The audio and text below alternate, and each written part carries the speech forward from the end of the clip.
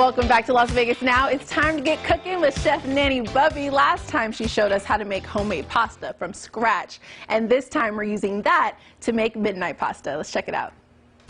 Hi everyone, welcome back to Nanny Bubby's Kitchen on this Friday. As always, we give gratitude to Chapman Automotive for always sponsoring our segments and Melissa's Produce for providing all of our produce for all of our segments. So when last we saw you, we were showing you how to make homemade pasta and just how easy it is. The major question was, do we need to dry it or can we cook it fresh? And of course you can always cook it fresh right after you make it. And if you're making this with children, the great thing is you can go from actually mixing, kneading, making the pasta and right into the pot. So let's show you some tricks to getting it into the pot the very right way. So we filled a stock pot, nearly full, about 4 or 5 quarts with water, put a little bit of olive oil into the pot, and we have brought it to a very rapid boil. Now, here's the question I always get more than any other question is how much salt do we put in the water? Here's the answer to that age-old question. You want to put enough salt in the water that it begins to taste like you are in the Mediterranean Sea. It's supposed to taste like ocean water, seawater. So from that, I just pile it in. 2, 3, well, that's about a tablespoon and a half. So while the pasta is cooking, it's 4 or 5 minutes, I'm going to show you how quick and easy it is to make what is called midnight pasta.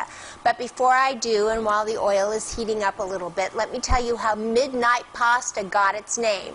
The folklore story is that this pasta is so easy to make and so quick that when chefs all over the world got off work and they got home and they were tired, they would make this pasta for themselves because it's so easy.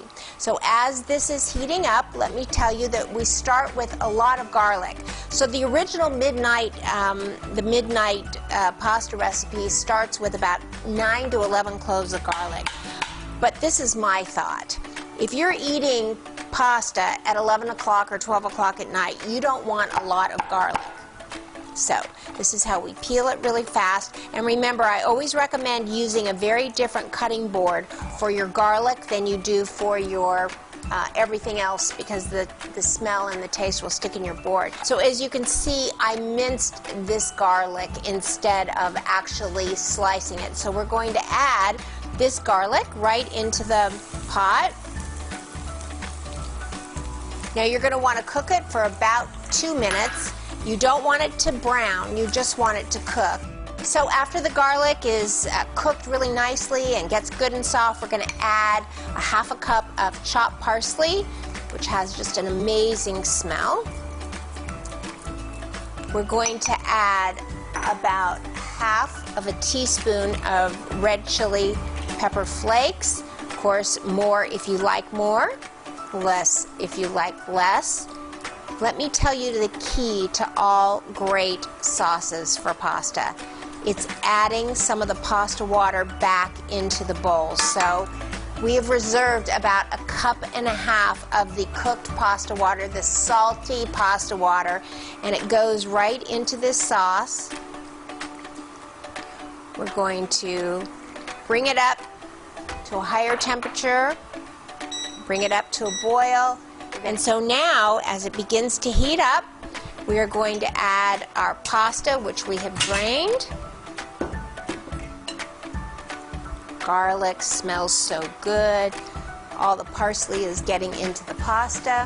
What we want to do is add another ½ cup of the cheese just to thicken it up. And again, cooking is intuitive and instinctual, so if you feel that it's just a little too juicy, which I just did, you're going to add just a little bit more cheese back into it. And we're just going to sprinkle this with a little bit of Parmesan cheese. Maybe put a sprig of parsley right in the middle and serve it right out of the same pot that you cooked it in.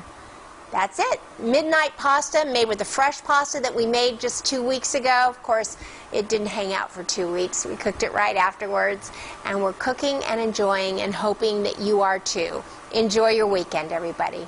I will have to try that. Thank you, Chef Nanny Bubby. Check out Chef Nanny Bubby on Facebook and Instagram. And thanks to Chapman Automotive for sponsoring that segment. We'll be right back.